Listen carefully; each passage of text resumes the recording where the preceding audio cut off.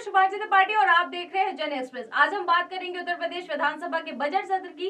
उत्तर प्रदेश विधानसभा का बजट सत्र जारी है और आज का दिन बेहद गर्मा गर्म बहसों के नाम रहा। बिजली दरों से लेकर निवेश नीति, ITI की फीस, लोक सेवा आयोग की भर्ती और किसानों के मुद्दे तक सदन में कई अहम सवाल उठे। आइए आपको आसान भाषा में बताते हैं कि आज सदन में क्या क्या हुआ।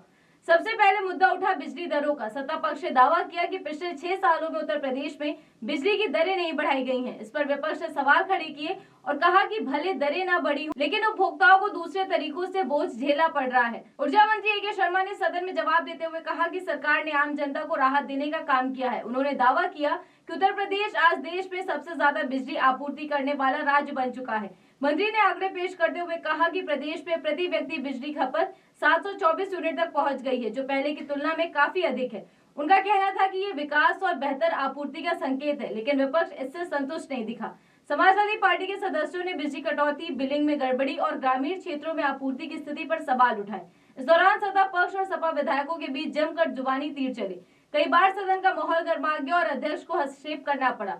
इसके बाद चर्चा का केंद्र बना निवेश और नीतियां। सत्ता पक्ष की ओर से बताया गया कि उत्तर प्रदेश को निवेशकों का पसंदीदा गंतव्य बनाने के लिए सरकार ने 32 से अधिक नीतियां लागू की हैं। दावा किया गया कि नीतियों के जरिए उद्योग, स्टार्टअप, मैन्युफैक्चरिंग और इंफ्रास्ट्रक्चर को बढ़ावा दिया जा रहा है। सरकार का कहना है कि इसका सीधा फायदा युवाओं को रोजगार के रूप में मिलेगा, लेकिन विपक्ष ने यहाँ भी सवाल उठाए। सपा विधायक संग्राम सिंह यादव ने सरकार पर हमला बोलते हुए कहा कि सरकार हर मोर्चे पर विफल रही है। उन्होंने आरोप लगाया कि लोक सेवा आयोग की भर्तियों में बड़े पैमाने पर भ्रष्टाचार हुआ है। उनका कहना है कि युवा वर्षों तक तैयारी करते हैं, लेकिन चयन प्रक्रिया पर सवाल खड़े हो रहे हैं। ऐसे में सरकार को पारदर्शिता सुनिश्चित करनी चाहिए। इस बीच कांग्रेस विधायक राधना मिश्रा ने ITI संस्थानों का मुद्दा उठाया। उन्होंने कहा कि कई ITI को PP मॉडल यानी पब्लिक प्राइवेट पार्टनरशिप के तहत चलाया जा रहा है। उनका आरोप था कि इस मॉडल के कारण गरीब और मध्यम वर्ग के छात्रों पर भारी फीस का बोझ बढ़ रहा है।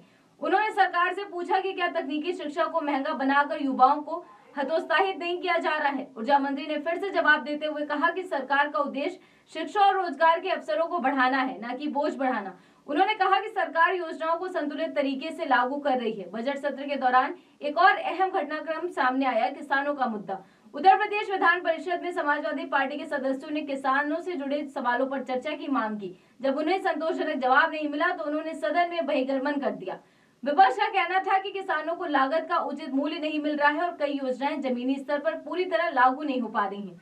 सत्ता पक्ष का जवाब था कि सरकार किसानों की आय बढ़ाने और सिंचाई, बीज, खाद व समर्थन मूल्य जैसी योजनाओं पर लगातार काम कर रही है। कुल मिलाकर बजट सत्र का आखिरी दिन भी बहस और टकराव के साथ भरा रहा। एक तरफ सरकार विकास, निवेश और बेहतर बिजली आपूर्ति के दावे कर रही है, दूसरी तरफ विपक्ष पारदर्शिता, रोजगार, शिक्षा और किसानों के मुद्दों पर सरकार को घेर रहा है। अब सबसे बड़ा सवाल यही है, क्या बजट सत्र की इन बहसों के बाद जमीन पर कुछ ठोस बदलाव दिखेगा?